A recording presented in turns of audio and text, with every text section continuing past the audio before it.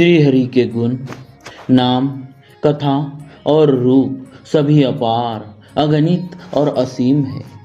फिर भी हे पार्वती, मैं अपनी बुद्धि के अनुसार कहता हूँ, तुम आदर पूर्वक सुनो। हे पार्वती सुनो, वेद शास्त्रों ने श्री हरि के सुंदर, विस्तृत और निर्मल चरित्रों का गान किया है। हरि का अवतार जिस कारण से होता है वह कारण बस यही है, ऐसा नहीं कहा जा सकता। अनेकों कारण हो सकते हैं और ऐसे भी हो सकते हैं जिन्हें कोई जान ही नहीं सकता। हे सयानी सुनो, हमारा मत तो यह है कि बुद्धि, मन और वाणी से श्री रामचंद्र जी की तर्कना नहीं की जा सकती।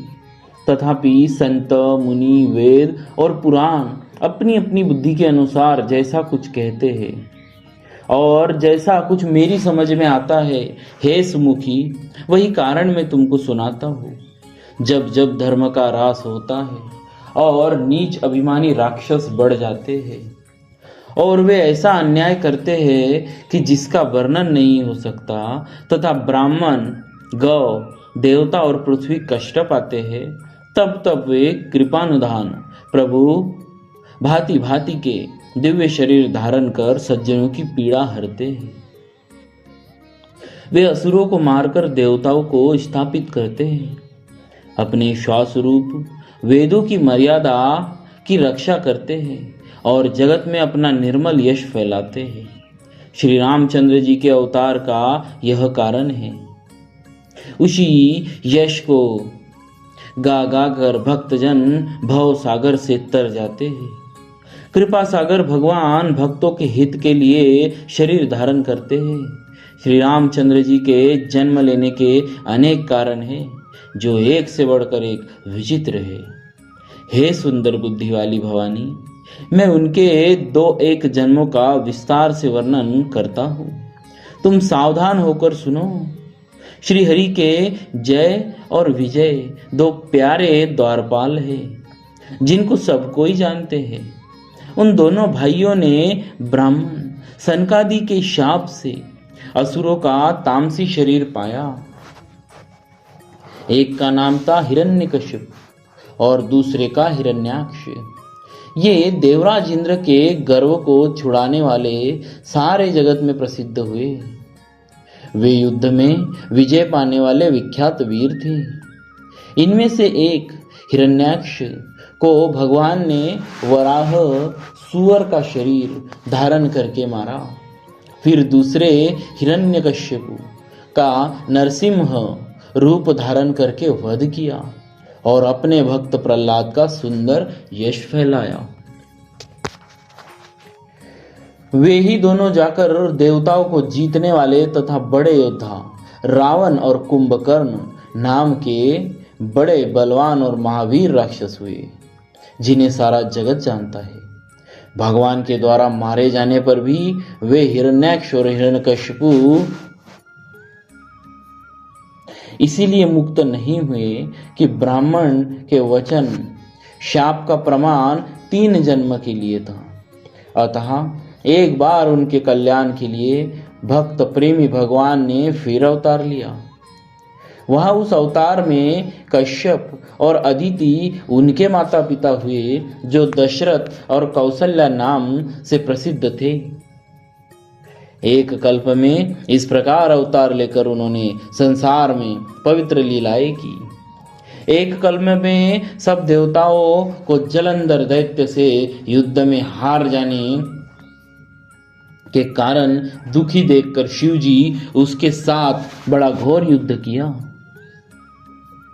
पर वह महाबली दैत्य मारे न मरता था। उस दैत्य की स्त्री परम सती बड़ी ही पतिव्रता थी।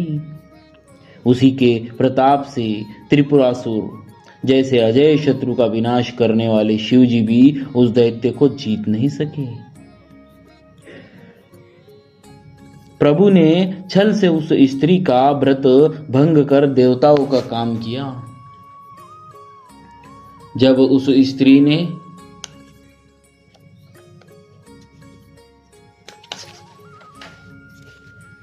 जब उस स्त्री ने यह भेद जाना तब उसने क्रोध करके भवानी को शाप दिया।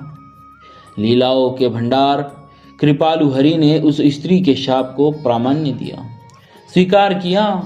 वही जलंधर उस कल्प में रावण हुआ जिसे श्री रामचंद्र जी ने युद्ध में मारकर परम पद दिया।